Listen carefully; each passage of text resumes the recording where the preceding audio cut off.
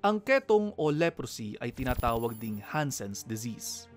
Ito ay isang chronic bacterial infection dulot ng Mycobacterium leprae na halos katulad ng tuberculosis o TB. Naipapasa ito sa pamamagitan ng droplets o maliliit na laway.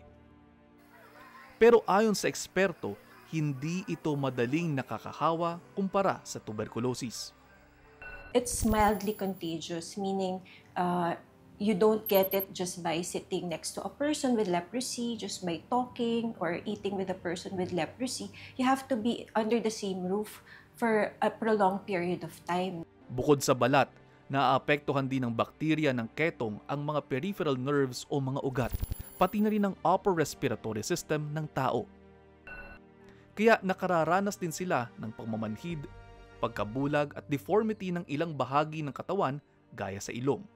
Delikado kapag hindi naagapan.